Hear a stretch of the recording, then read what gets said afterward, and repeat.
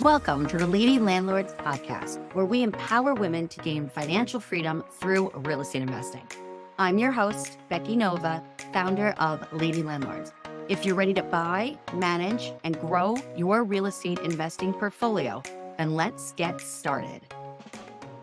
Welcome back to today's episode of the Lady Landlords podcast. Today, we have one of our expert episodes where we're going to dive into a topic that may be new, confusing, or something that's really just specific to real estate investing that we want to make sure that you know about very clearly so you can go out and be your best advocate. So today we have Yaritza Ruiz from Title Insurance that's going to be going all through what is this, why is it important, and why do we need this? So Yaritza, thank you very much for being here today. How are you? Thank you, Becky. I'm good. Thank you so much for having me here. Of course. I have to say, for those that are watching us on YouTube, you have got to see Yaritza's shirt. I think it's fantastic that she has it very clearly laid out exactly who is your title agent. Title insurance is something that we want to make sure that is up there with our realtor, with our lender. Those types of people are exactly really where the relationship with your title agent should be. So Absolutely. Yaritza, thank you for being here. And I love absolutely clear title as just something that really takes this concept that I feel like is so new and different for so many of us investors to really understand that like this does not have to be scary. We can understand the importance and protect ourselves. So Yes, absolutely. I'm really excited for today's episode.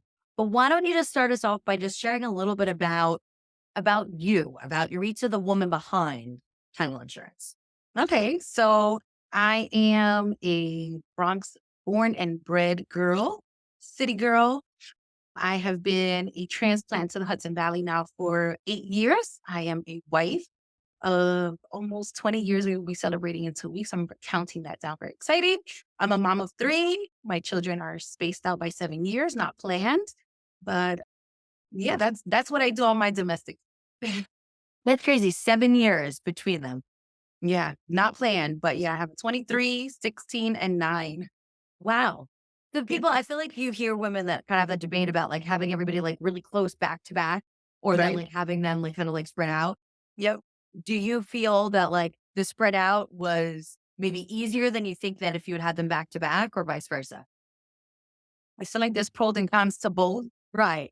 Knowing me and my personality, I think the space was good, but now I feel like I'm dealing with, three totally different times of like their life. So like when you have them close, you're dealing kind of with like the same things that they're progressing in growth. But now, my 23-year-old is definitely going through much different things than my 9. So it's kind of like I'm all over the map with the parenting. Interesting. But I It- like it this way. They're independent, you know? right. And it's unique to you guys. So Yeah. that's very cool. Awesome.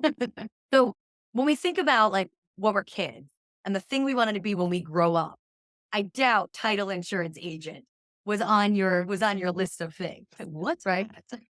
Definitely no. So how did you even find this industry? So I found real estate first. That was really what I found first. So right out of college, my goal was eventually to be a psychologist. That's what I was going to school for. And then I took some electives in the legal field and I'm like, oh, I want to be a lawyer. So that led to me wanting to be a paralegal. And I just so happened to fall into a real estate firm, small firm in Bronx.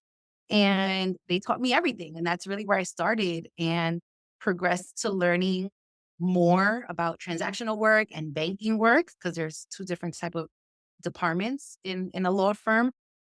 And through there was my exposure to title. And then the attorney I was working for opened a title company. That was my first real exposure to how title ran. I started to learn how to do title closings. And that was how I kind of like, once I got done with being a paralegal, I said, okay, let me get into the title world. So when this person then came over and said, "Hey, I'm starting a title company. Come on, let's go." Were you like, Yes. what are you talking about? Like, had you heard the Literally. term before? Like, was it something you Yeah. were familiar with from then the work that you were doing? It's something that I was familiar with, but very umbrella still, right? So I had to clear title for the banks that we were representing as bank attorneys, but it was still very surface and it wasn't the background work that title companies do.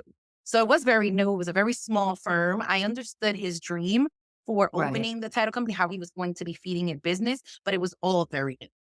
Okay. So let's kind of start there. Yeah. Yaritza, can you please just even define what title insurance is? Yes. So title insurance is a protection that you're given as a property owner, landowner, for events in the past. And that's the biggest discrepancy between what we understand to be insurance, like life insurance, car insurance. Those insurances were waiting for something to happen in order to benefit from the protection. But in title insurance, it's events that already happened that may later be discovered. So that is the main discrepancy for title insurance, going to protect you from any events in the past that may hinder your use or your ownership of the property that you purchased. And you're like, this is mine. No one can come knocking on my door claiming interest or, dig a hole in my front yard because they got to get something from underground. So those are the things that it protects you from. Right. So we're talking here about the buyer, right? Because it's the buyer that needs the Right. title insurance. Right. The Right? future owner. Yes. Right. Is there any benefit to title insurance to the seller?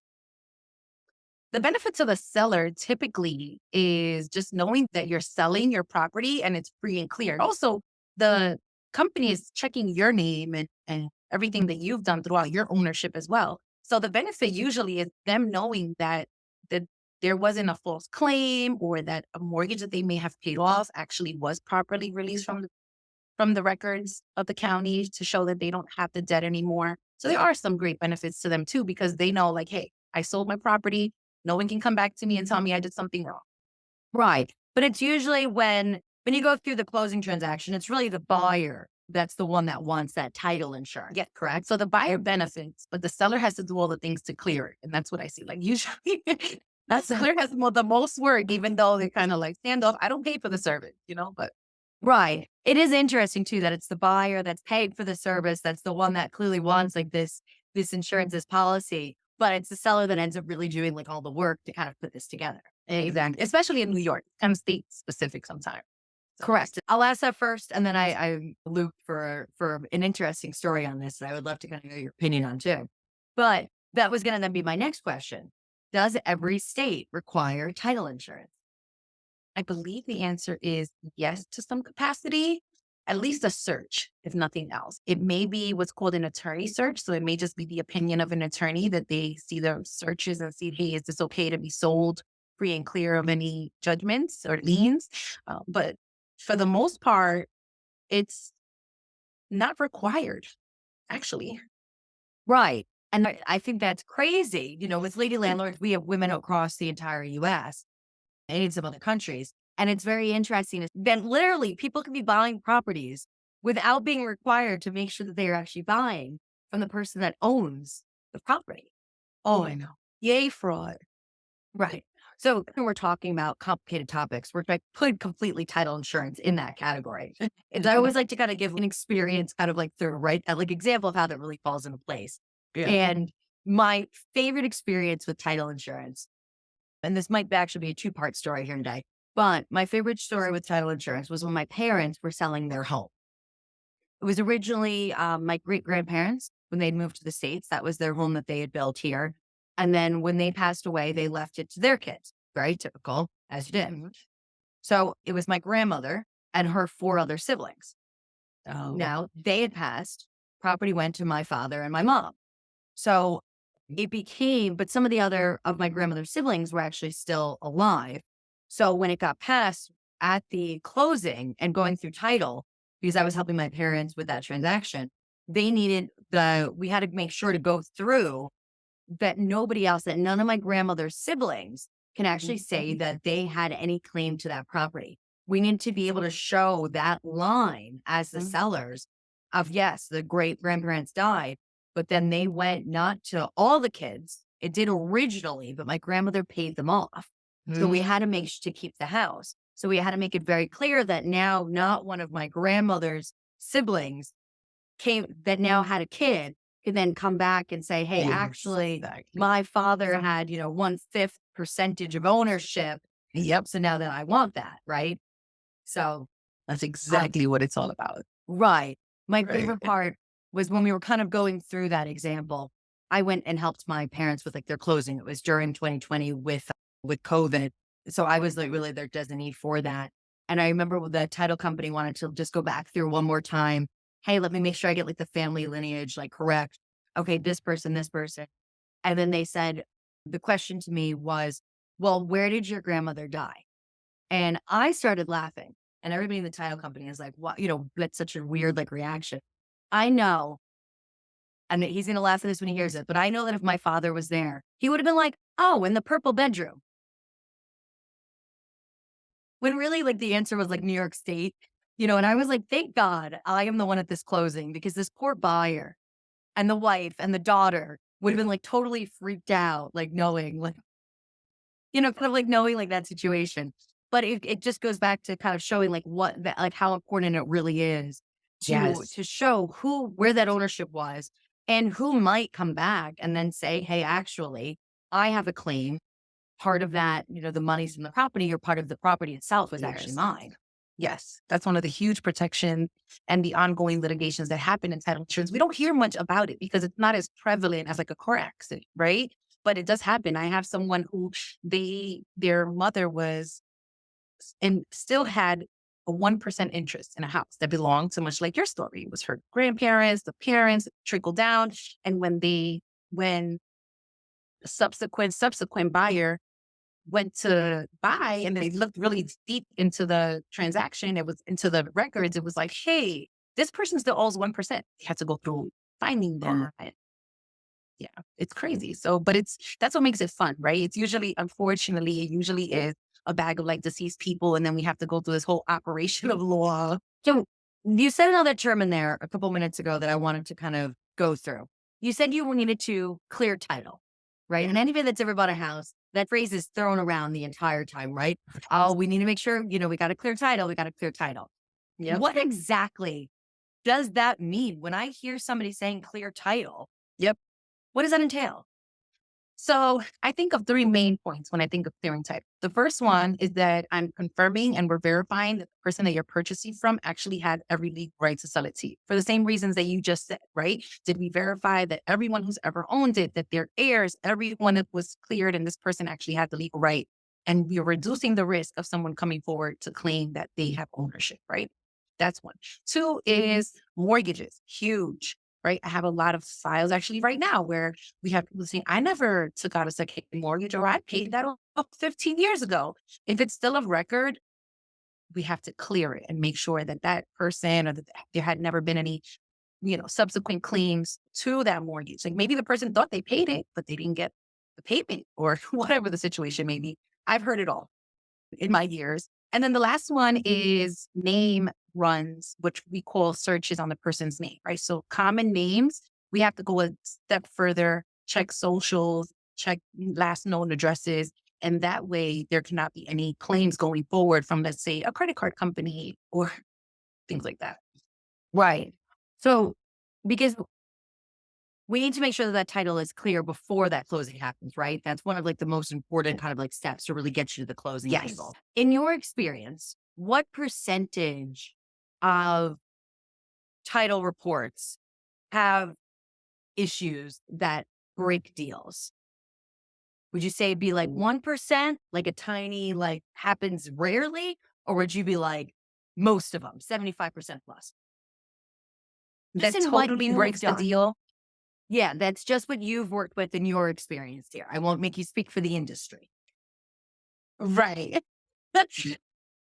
I'm probably going to say like less than 5%, really. Like I feel like most things are figure outable for the most part, right? Like most things, there is a way. It may cause delay. It may cause another 2 months of us waiting to close, but it's figure outable. I mean, I did have a deal completely fall apart, but it was a New York City deal, and New York City Department of Finance and all those people. It's a different beast out there. So it really depends on the circumstances. Up here, like in the Hudson Valley, we have a lot of swampland. So people are now, that's kind of what's falling deal apart. People find this amazing vacant land and then like 75% of it is not buildable. So, Wow. So that too comes up in title, oh, what they're able to use that land for and things. Okay. Well, I do an additional search. I don't know if that's all companies, but I do like a flood search on the properties because what I have found as a paralegal is that a lot of people don't know if they're in a flood zone until they're ready to go buy homeowners insurance, which usually doesn't happen until 2 weeks before the closing. And then they're like, oh, now I can't afford this house anymore. So Right. I try So to you kind of do that alert them to it. ahead of again. time. So can I ask, what was the situation where the deal fell through? So the situation was that there was a relocation lien. If you are familiar with New York City, there may be situations in which there are illegal apartments or maybe a fire or some sort of emergency situation where the tenants had to be relocated, right? So in this particular situation, the tenants were relocated to a New York City shelter. And as long as that family is in a New York City shelter, the owner and the premises incurs cost for them housing the tenants. Okay. And that creates a lien on the property for as long as that family is in the shelter. Wow. Okay. And that was not figure outable, as you said, in That was that not situation. figure outable. That was something that the buyer would have to deal with essentially until that family was placed into a more permanent housing. So there was no end result of that. There was not an amount of money that can be held by someone to say, okay, well, maybe even 2 months, this lien can be lifted from the city. There's no telling that. So the uncertainty of that, the buyer just, it wasn't worth it for them to wait. As probably most buyers would have in that situation, right? It sounds like once again, we can't predict what's going to happen in the future. There's really no timeline for that, unfortunately. Yeah. So it Yeah. was really just a situation that wasn't going to work. Yeah. And that was So crazy. Like I was a paralegal. I never even heard of it. And I've heard of like relocation liens and usually you pay them, but that was the first time that I had a situation in which the family was still living in the shelter system. It wasn't something that was just an outstanding lien that just had to be paid. So right, exactly. I was going to say it's a very unique situation. The most of the time, title comes back and it's clear, and then yeah, closing can happen. 90 something percent of the time, it's very vanilla, like it's very, just very standard. I need your payoff, this and that. So most of the time there's no issues. But once you start getting into New York City, it gets a little crazier. So Right. It sounds also like your role is really almost being a detective. I am. I'm an investigator. I'm also a quarterback, at the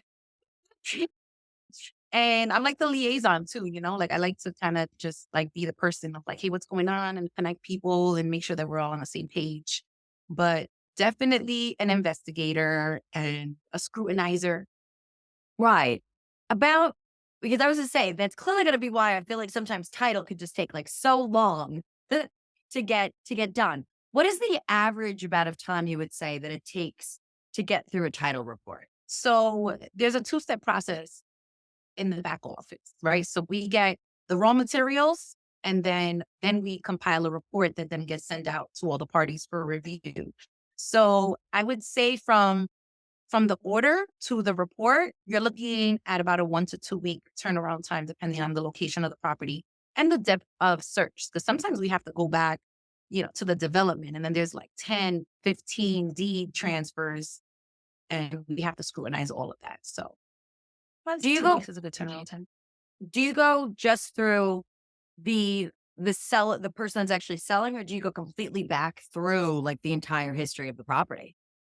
Complete. Yeah. So we're required to go back 40 to 60 years or further, depending on the history, right? Okay. So with with things that are reported against the property that are called covenants and restrictions, those can go back even further to like the 1800s because there may be a restriction back in the 1800s that said that this particular land can only have a one family on it. And if it was never taken off a record or waived, then that still applies, even though it's an 1800 covenant that was placed on the property. So yeah, we go Right. back. But still is something that needs to be considered today, right? Unless that was Exactly. somewhere changed there. Gotcha. Yep. We have that in one of the properties that we own also in New York. We have row houses. And in those row houses that were built also back in the 1800s, behind it, there's an alleyway. Mm. Seems normal, but the alleyway was really for horses. It was like a precursor, like road, if you will. So the way that it was written was that it still was that because of like the narrowness of it, was that each of the townhouses has to give way to the next house. Because otherwise, if the first guy kind of shut out that alleyway, the fourth guy can't park his horse. Right. So it had to be really that like this was open here. So that way, the first person has to let all of us in. The Right. second person has to let, properties 3 and 4. The third property has to let number 4 in, and 4 has to be able to kind of get in and out. Right. So it's just very interesting to see how that still had like this debate when we purchased these properties now. And we bought that property in 2018, I think it was. But like it's clearly not used for that same purpose, but that's what the document says. Yep. That's what's on the book. So that's something that we had to really make sure that this causeway was still like available if I so chose to have a horse in Yonkers, New York. And so it's good to know I have options. Right. I don't have options. And if anybody's ever seen me drive, you would probably prefer that I had a horse instead of an actual car. So can't really blame them. But so that's interesting to know that that's really like a week or two. And also within title insurance, it seems that the title insurance works very closely with the attorney that's handling the closing, correct? Yes. Yes. Supposed to be a team. Yes. How you said that. Because it seems very typical that a buyer will use the title company that the attorney already kind of has, right? I feel like there's usually not always hey, by the way, you can find your own title company. It's usually just, cool, I'm the attorney, you hired me, I'm going to go use this title insurance company. Do you recommend, especially for our listeners that are investors, to have their own relationships with title? Or is that relationship with the attorney really enough to protect them in their purchases? I recommend that they have a relationship with the title agent directly, or at least have a contact at the company that they choose. It is supposed to be a consumer driven option service, but it's just become customary in New York because we are an attorney state, right? But you said in the beginning that knowing your title agent is just as important as knowing your attorney, and just as important as knowing who your realtor is, and especially with investors, because if you're doing this as like this is your first home, this is your primary residence, most people only have that experience once in a lifetime, right? So you don't really need to have the relationship with your title agent. You may want to know who they are in case there's a claim. But with investors, you definitely want that relationship, because you can call and just get an answer to some, right? Like, hey, can you tell me what the fair market value for this property is? You don't have to go through your attorney for that. Your title agent can help you with that, right? If there's not something that you want to look up on your own. Also, it reduces for me the delay of let me find out, right? So as an investor, you're usually buying a lot, going, at a fast pace when it comes to buying these properties. So why call your attorney to say, hey, what's going on with title, or where are my municipal searches? What's the turnaround for this?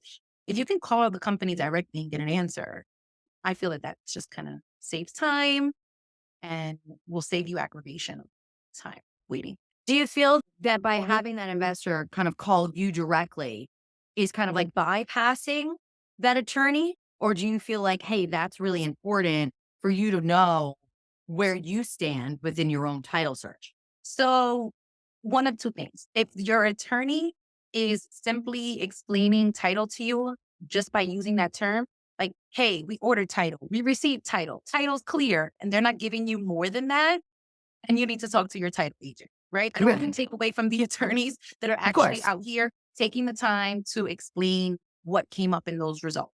Because most attorneys, and I only speak from experience, would tell the buyer, oh, you have clear title, but they're not telling them that the utility company has a right to their property, or that they can't build within 20 or 30 feet of the street.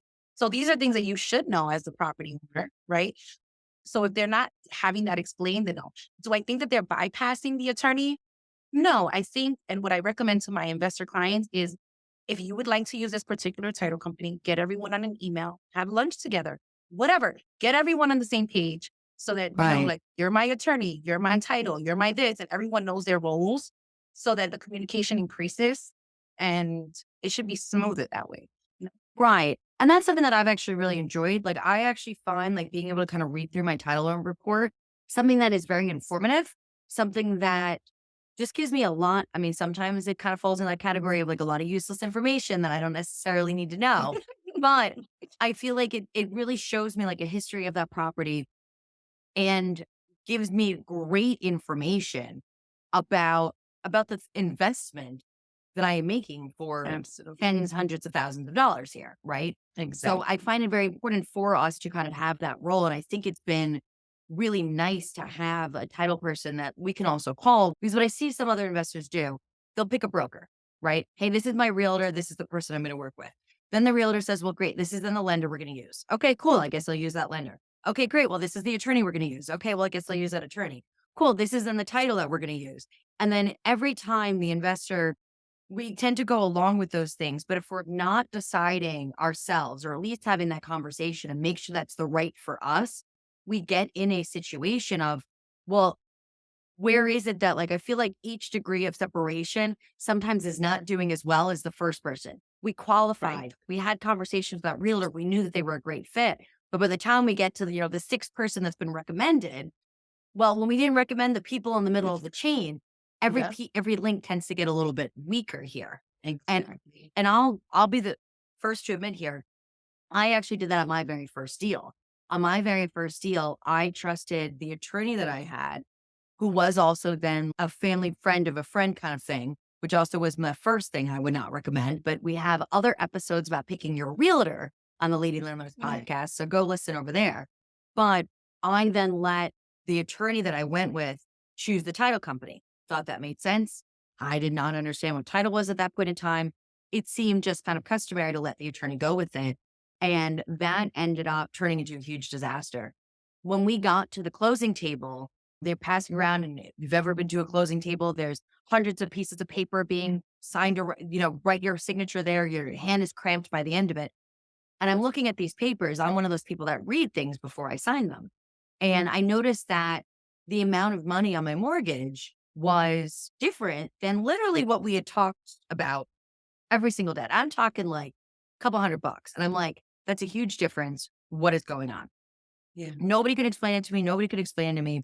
Come to find out that the title company had actually missed a $7,000 water bill that was owed to the city I bought that property in. The About 2 to 3 days before our closing, that water bill became a lien on the taxes, which now meant that this was going to be my problem. I was really not happy about a $7,000 water bill. So once again, now clearly was not in my title report to have checked. Wow. But this is why I think it's so important for us as investors to understand the different components of what go into these purchases.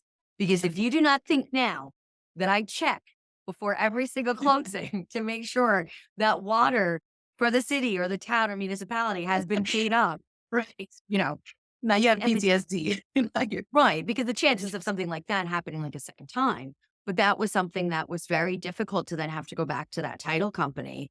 And one, it was difficult to get them to admit that they had missed that. Two, it became very difficult. Well, now what do we do with this closing? yeah. Right? Ugh, nothing should be a surprise at the closing. That drives me crazy. No, that was like a 4-hour closing. And I'll say, so we're going through this closing. No one's able to explain to me what it is. I don't want to sign things. People are angry and upset, but nobody has like any answers. It took us forever to get this like kind of finalized and decide how we would move forward. And then at the end, the woman from the title company was charging me more because she had to stay late to figure out the title company's problem. And then after the fight of that my attorney ended up taking care of because I refused to pay for somebody else's fault. Yeah. She then was upset with me that I did not tip her. Wow. And I was like, I'm just gonna put your tip towards my $7,000 bill, lady. Like, That's a horrible first experience. yeah, honestly, like thinking about that now, most people usually kind of are like, Becky, you actually bought property again, like after that, because that was the very, very first property that I bought. I guess the kicker I'll say, and we'll save this for a different episode, but the kicker about that was actually the property ended up having a huge leak through the property that the seller had hid by putting a bucket in the wall to catch the leak that we didn't find out about until that bucket had filled up with water about a month or so later. So it was missed during the home inspection. But we were like, well, now we understand why there was a $7,000 water bill, because the house had sat vacant for so long that it just was leaking for years, and the seller never did anything about it. But hence my point of why title insurance is so important, and really making sure to pick a company that not just your attorney trusts, Yes. but also who you as an investor trust to feel comfortable being able to move forward with. Yes. And it's going to keep it real with you, because every property is Right. different. Every situation and details of that transaction, even if it is like a vanilla type of deal and doesn't have a bunch of things to take care of, it's still different, and you still want that communication. And mainly you want to know all of your closing costs. So I think that's a huge thing for investors to know too. When you have that direct relationship with the title company, you can say like, hey, I'm buying a property for this amount. How much is it going to cost me for my title services, which are a huge portion of your closing costs? So that's another part. Well, let's actually talk about those costs of title insurance. Our title insurance costs, are they standard? Where if I went with Absolute Clear Title, or if I went with another company, that I would get fairly similar prices, or can there be a huge difference for title insurance services? How does that work? Because there seems to be a lot of little fees Yes. in title insurance that take it's really just, it's $12, but it's just $12 times 954 times. Really, I feel like how title insurance works. So are those standard prices, or should I shop my title insurance for a better price? You can definitely shop around for pricing. I would say that the main difference are those little fees that we call ancillary fees that title agencies are able to charge for searches or service fees. The main fees, which is your premium, those vary depending from company to company because of their underwriters. So we have on a scale, it's called the TIRSA rate manual. And TIRSA stands for Title Insurance Rate Standards. So they make it, we're regulated by the Department of Finance, and we cannot balloon our fees at all. But much like the difference between a Geico and a Progressive, those are kind of where the premiums shift. But even for the other fees, like your recording fees, those have to be kind of accurate to what the state or the county is charging you. The other fees, like your municipal charges or your service fees, what am I charging you for me to record the deed for you? Do your research to get quotes so that you can. But the main thing that's going to vary from one title company to the next, at least in New York, is customer service. It's always customer service. Right. I knew New York also has rather strict guidelines on, I think fees in New York are a little bit more even across the board for certain things. Yes. I do know what's interesting within that is usually surveys can actually be different. Same thing. And in past, I've had title companies say, hey, we need to get the survey. Here's what the cost will be. And they presented me. One title company even gave me 2 different estimates for surveys. And I looked at them both and I was like, those are crazy. So that was something that I actually went and had my own survey person. And it was the same thing. Right now we're talking 7th degrees of, oh, well, trust this person, trust this person, trust this person. And I was just like, I really just can't.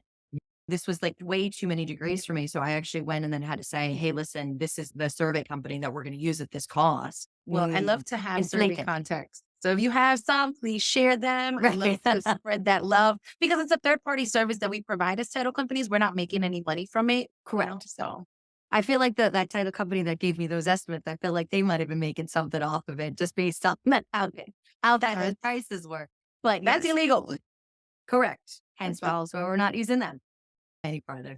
But so it's interesting. This is why it's so important to have these conversations we're doing, Yaritza, to really learn more about what your role entails, what we should be looking for. Is there ever a time that a buyer in a state where it's permissible to say, nah, don't need title insurance, I'm going to forgo that? I would say no. You're definitely going to get different opinions, but I would say no. And the main reason for it is human error. It just happens, a missed letter. For example, I just had a deed that was found, and both the buyer and both sellers who are current owners, their names were misspelled. Extra L's in their names, both of them. It's just the weirdest thing. So, human Human error is definitely one of the reasons why you should never forego title insurance, because that particular day, my eyes may have been great. And then, but maybe it wasn't. And 2 years from now, someone may look at that same thing and find an error that I didn't find. Right. There was actually a couple I worked with within the Leading Landlords mentorship program, and they had previously tried buying property and they were doing a rent to own scenario. And they ended up really having difficulties because they found out that the person that they've been paying during that time to purchase that property was not actually the seller. Right. So it was something that they had their documents drawn up, they had their contract, all of that. They were not in a place where they necessarily needed to go through with a full title search. And then they had been paying the improper person.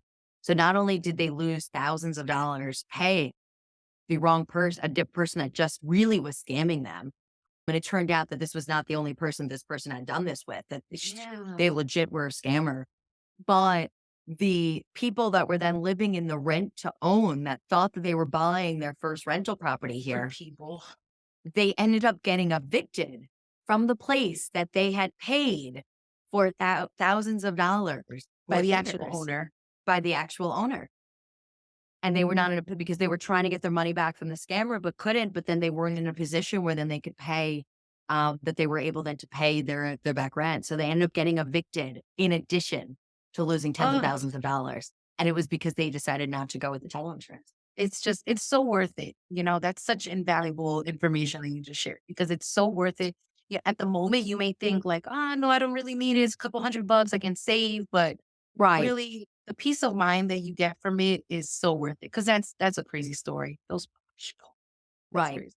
Right. And then they were in the situation where trying to, and then that was what we were working on, was then how to help them purchase a property when they really had lost a ton of money that really hurt their credit. Clearly, they had the eviction on their records. Like all of these different things were really not making them exactly the candidate that you would want to give tens of thousands of dollars to go buy another home. It was a very Right. difficult kind of situation.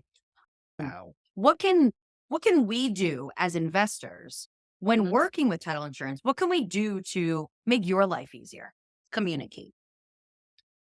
Communicate. I would tell investors, communicate what your plans are with that property, right? What is your price range? What is your time restrictions?